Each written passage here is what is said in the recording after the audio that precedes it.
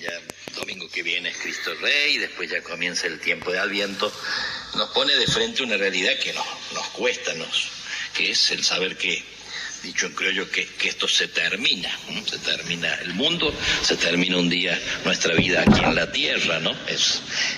A veces nos cuesta pensar en la muerte, pero se dice que son de las pocas cosas que tenemos seguras, ¿no?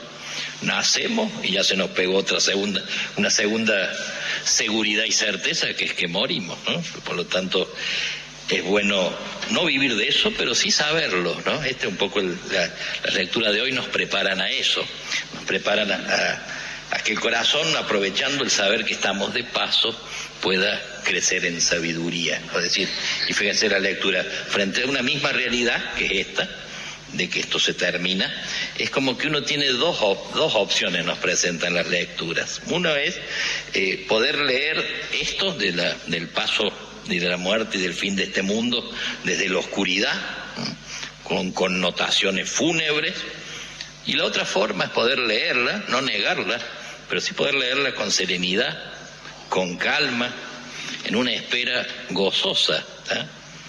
Es como que o vivimos temiendo o vivimos esperando, ¿eh? O vivimos arrinconados o toreándole a la vida, enfrentando la vida con grandeza de corazón. Nos hacemos anunciadores de desventuras, profetas de calamidades, o sembradores de esperanza, ¿eh?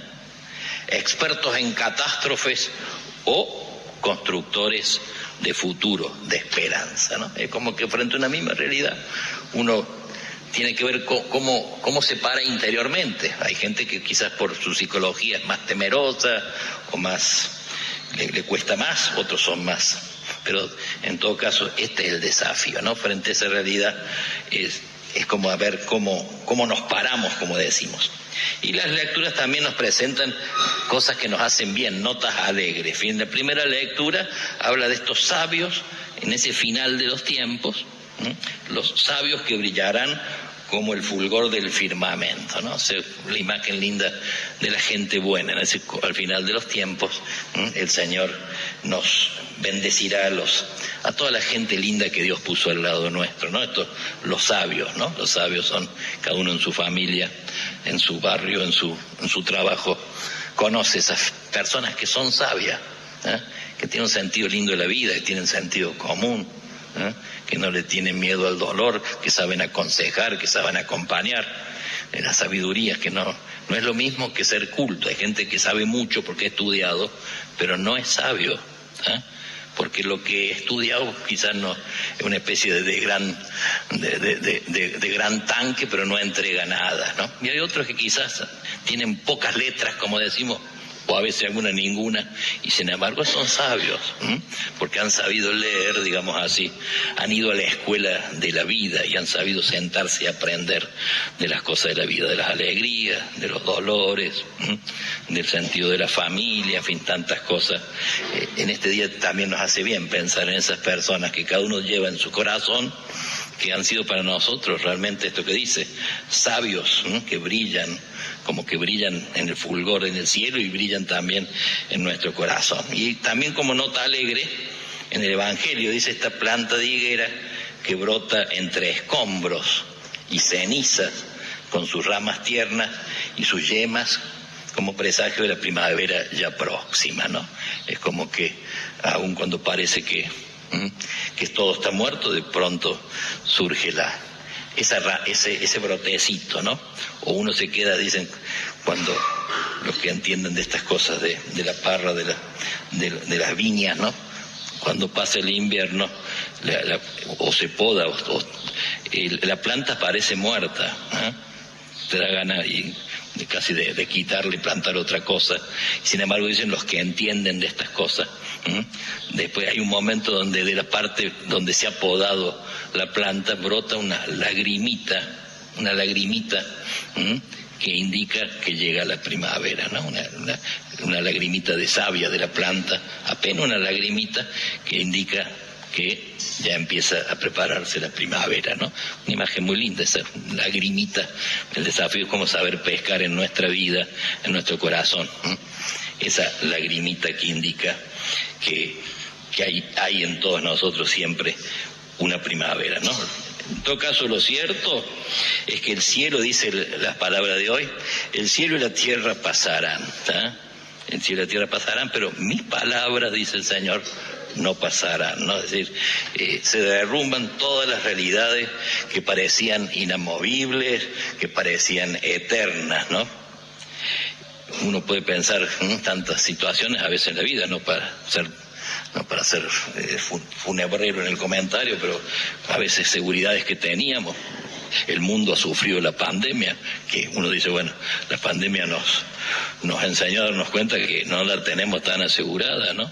No para vivir temiendo, pero saber que estamos de paso, y fue una realidad mundial. Uno piensa ahora y rezamos y nos dolemos, ¿no? De la situación, por ejemplo, de las inundaciones allá en España, ciudades, Valencia, Barcelona, ciudades donde quizás quienes viven, gente pueden pensar la ciudad más cómoda y más linda del mundo y más segura del mundo, y de golpe esa vuelta de la vida, en este caso este sacudón de la naturaleza, y también de la negligencia de los hombres que no supieron prevenir los desagotes y las cosas. De golpe lo que parecía tan seguro se nos va de las manos, ¿no? En un segundo. Me acordaba en el 2011, ese terremoto grande que hubo allá en Chile. Pilar Sordo, esta mujer que ha dado charlas también por acá, ella decía, en un segundo se armó el terremoto, y en un segundo lo que para nosotros nos ocupa más tiempo en el día y más seguridad, que son la comunicación, los telefonitos, los celulares, en un segundo nos quedamos sin comunicación. Se acabó, todos los celulares murieron, ¿no? Y en un segundo. Y entonces nos dimos cuenta, o sea, lo que parece que te sostiene todo el tiempo, de golpe en un segundo se acaba. Y nos dimos cuenta que habíamos perdido los teléfonos.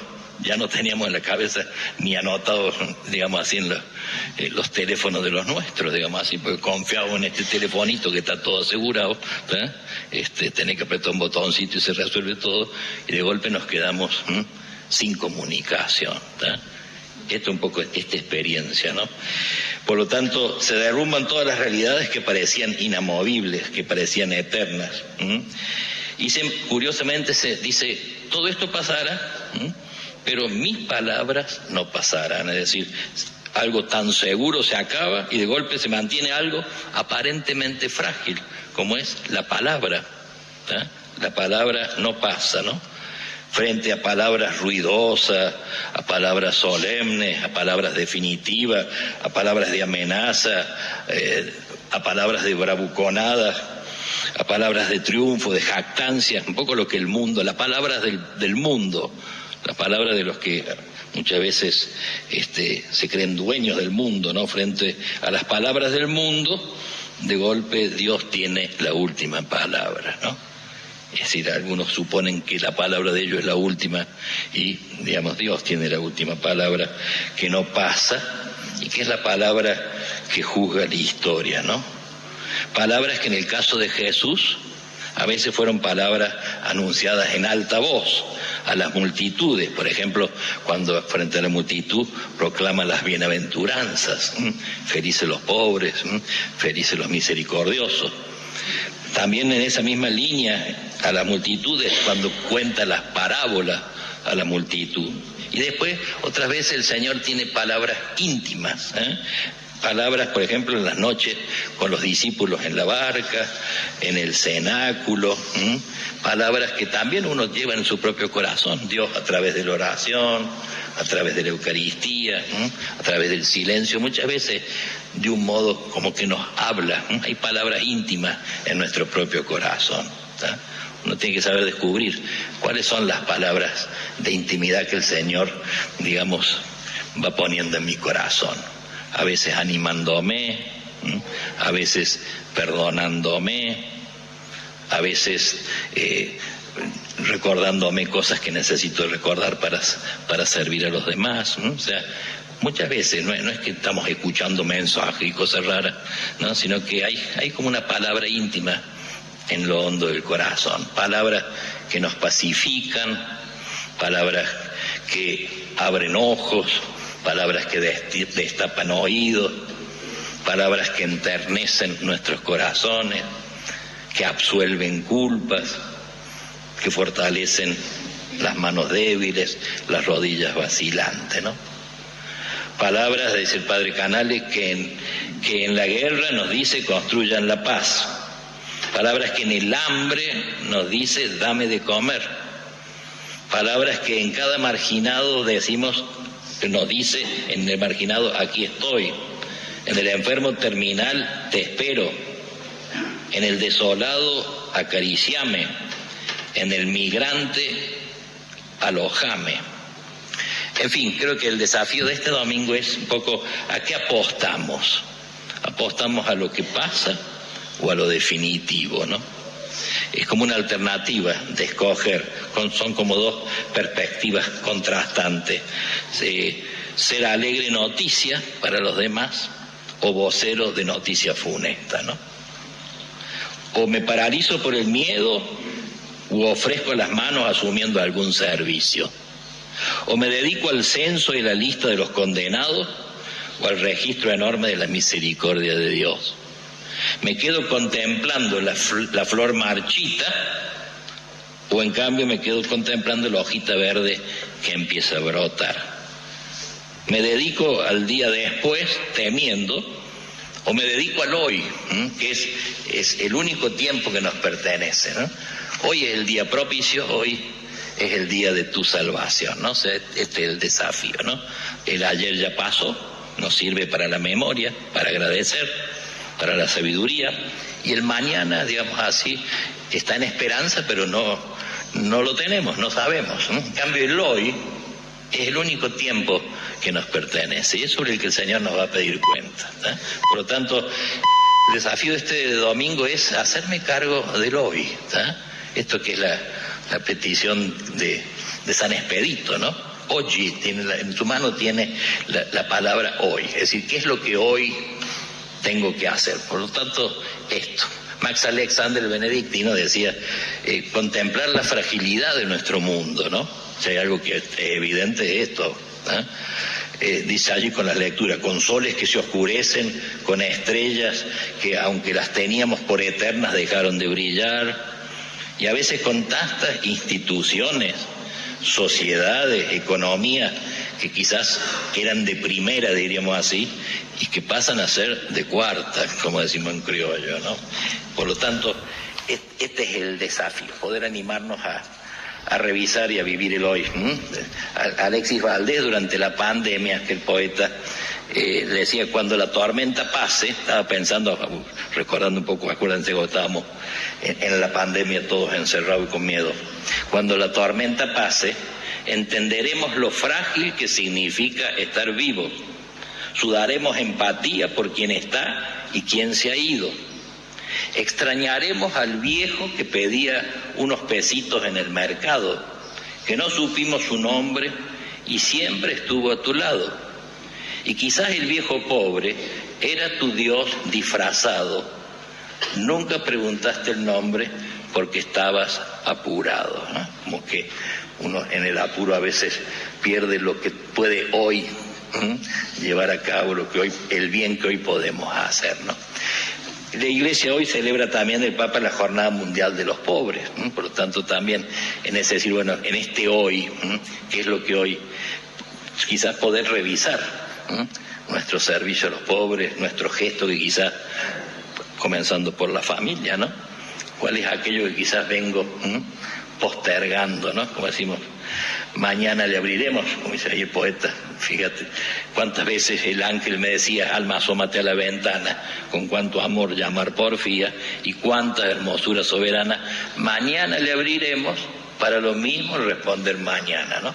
Hay cosas que vamos tirando para adelante y al final nunca las decidimos. Por lo tanto, nos hace bien pensar en ese gesto frente a los pobres. La Jornada Mundial de los Pobres, este año el Papa la unió al tema de la oración, o sea, considerando el texto del Sirácida, que encabeza la Jornada Mundial de los Pobres, con vista al jubileo del año que viene, del 25, nos recordaba que la oración del pobre sube hasta Dios, ¿no? O sea, el Papa nos invita a poder leer esa oración en los rostros y en las historias de los pobres, presentes en nuestra jornada, de modo que su oración, su modo de rezar, sea camino para entrar en comunión con ellos y compartir con ellos su sufrimiento en el trabajo, en la familia, en la vida social, en la educación de los hijos, con la convicción de que nadie está excluido de su corazón, que todos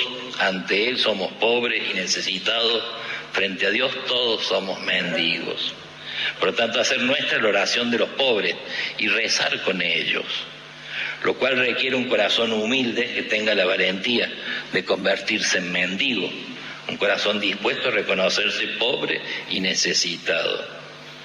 Los pobres en su oración expresan su necesidad con sencillez, sin vuelta, o como se dice ahora, van al hueso, lo cual es una ocasión propicia para nosotros poder ayudarlos, para llevar a cabo iniciativas que ayuden concretamente a los pobres, que respondan a sus necesidades reales, y también para reconocer y apoyar a tantos voluntarios que se dedican con pasión a los más necesitados, ¿no? Fíjense, decimos, el pobre de corazón no pierde tiempo al pedir, va a lo esencial. Yo siempre pienso, ¿qué pide una madre? ¿Qué pide una abuela cuando reza? ¿Qué es lo que desea para sus hijos, para sus nietos, y que lo hace oración al Señor, a la Virgen o a nuestros santos, ¿no? ¿Qué pide una madre, una abuela para sus hijos o para sus nietos cuando reza? Que sean sanos. Cuando vos le preguntas, te dicen que sean sanitos, te dicen, ¿no? Lo primero, es decir, salud. Que sean unidos. Quizás el gran deseo de un papá, una mamá, al final de la vida, es la alegría de saber que se van, pero que sus hijos siguen unidos, y al revés, la tristeza de despedirse de este mundo, que quizás con hijos que ni se saludan, ¿no? Por lo tanto, que sean sanos, que sean unidos, y que no le falte el pan en su mesa. Pide trabajo para sus hijos y sus nietos, ¿no? Fíjense, sin vueltas, ¿no? La oración, dice el Papa, confirma su autenticidad a través de la caridad, que se hace encuentro y que se hace cercanía. Y a la vez una actividad, nuestro gesto sin la oración se vacía, se reduce a un simple activismo, ¿no? Siempre recuerdo la Madre Teresa, cuando, en 1973, cuando las misioneras de la caridad de la Madre Teresa no eran tantas y tenían muchísimo trabajo, decidieron que había que tomar alguna resolución para poder responder a tanto trabajo, y tomaron una decisión clave, fecunda, productiva: añadir todos los días por la tarde 1 hora de oración, ¿está? Es decir, en vez de ponerse a trabajar más, 1 hora más de oración frente al Santísimo, ¿no? En fin, esta gracia. Quizá poder pedirle al Señor esta gracia, poder pensar cuál es el gesto frente a los débiles, frente a los necesitados, que hoy yo puedo tener. Quizá hay una visita que hoy puedo hacer, quizá hay una llamadita por teléfono que vivo postergando y que quizás hoy puedo hacerla, quizás algún gesto de perdón, de darlo o de recibirlo, en fin, cada uno tendríamos que pensar en ese hoy, porque no sabemos si hay el mañana, ¿no? Y en este sentido, el servicio a los pobres. Estamos llamados a ser amigos de los pobres, lo cual no es fácil, es gracia, se pide, se trabaja, se purifica, porque los pobres, decía el Papa, no son para ser contados, sino para ser abrazados.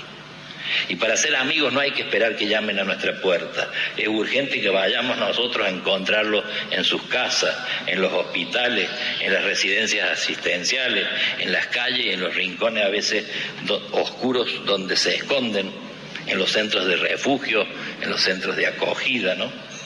Hace algunos años, el Hogar de Cristo, fundado por San Alberto Hurtado allá en Chile, lanzó un lema para el año, que es: si todos nos viéramos como amigos, el mundo sería más justo, ¿eh?